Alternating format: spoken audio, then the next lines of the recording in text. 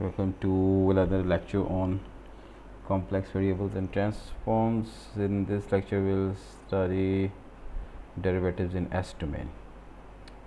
We know that Laplace transform is given to be f of s is equal to f of t times e to the minus st integrated from 0 to infinity. Right. So if we differentiate on both sides, the left hand side as well as the right hand side with respect to s, df by ds, which can also be written as f prime s, f prime of s. So we apply this derivative on this integral, and these are commutative. We can have d by ds operating inside this integral, and this f of t can be written outside this d by ds because it's not the function of s. Right. So d by ds of e to the minus st is minus t because t is constant with respect to s. So minus t times e to the minus st dt, right?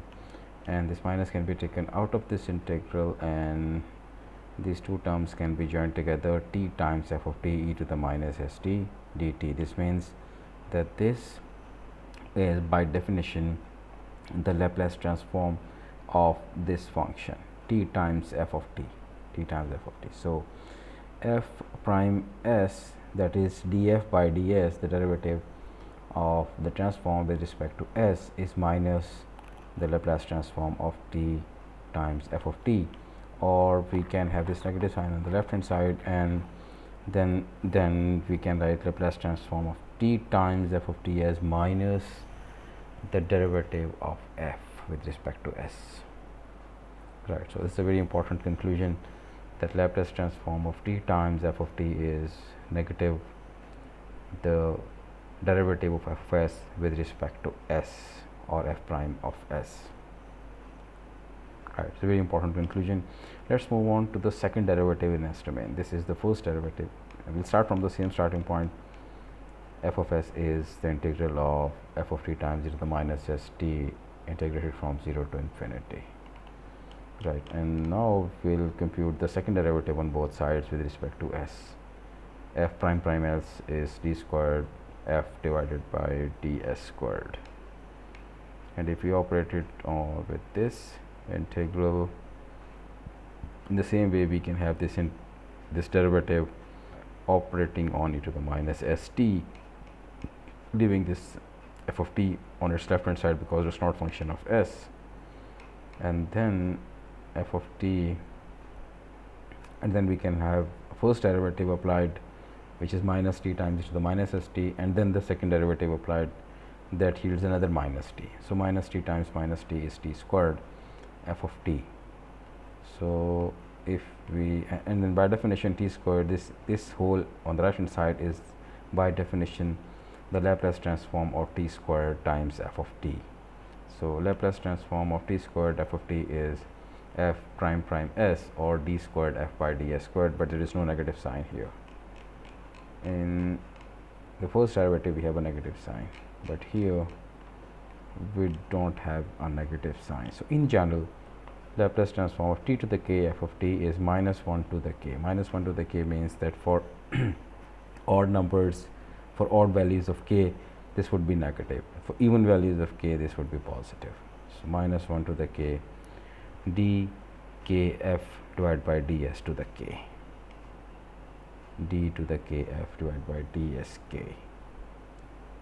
So this k is the same as this k. If it is t to the 1, this is t by ds. If this is t to the 2, this is d squared. If it is t to the 3, it's d3, d cube, and so on. Right. So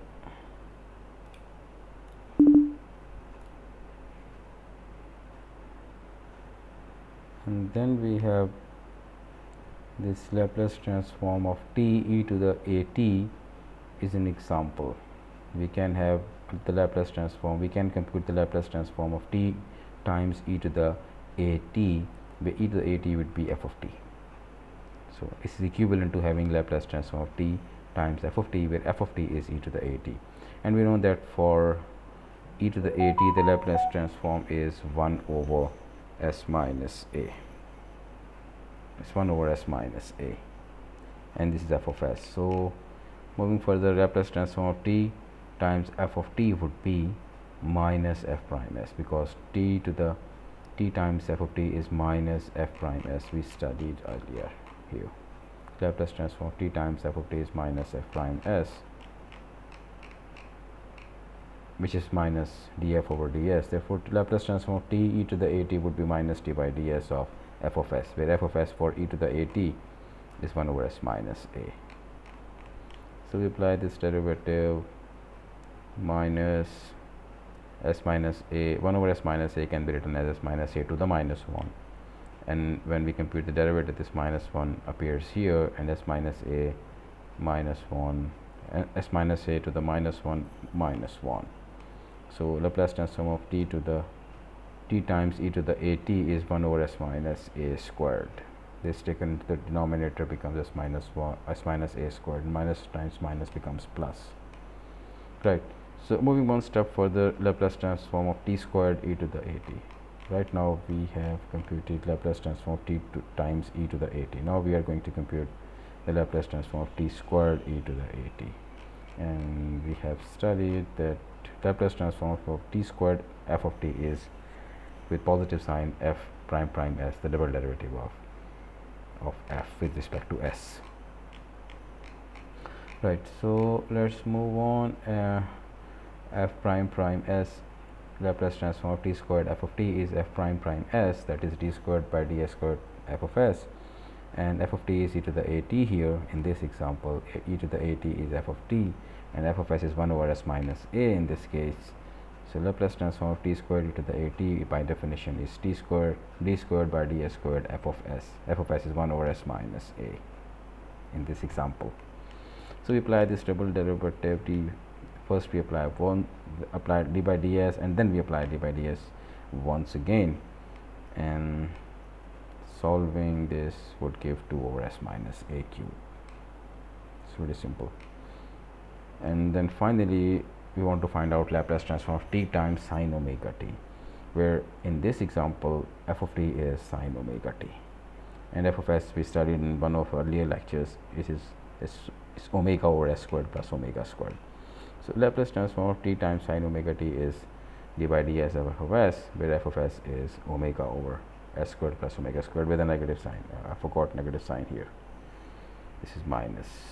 Please add it. It's minus d by ds of f of s. So minus, if this omega is constant with respect to s, so we can take it out, and s squared plus omega squared can be written as s squared plus omega squared to the minus 1, because it is in the denominator right now, and we take it to the numerator, it becomes t to the power minus 1. So minus omega minus 1, s squared plus omega squared minus 1 minus 1 is minus 2, and then d by ds of s squared plus omega squared, which yields 2s. So solving everything gives us Laplace transform of t sine omega t is 2 omega s over s squared plus omega squared, the whole squared, right? So now we have enough knowledge to do this homework. Laplace transform of t cos omega t, Laplace transform of t squared sine omega t, and Laplace transform of t squared cosine omega t. So these three transforms, this is your homework, right? That's all for this lecture. Thank you.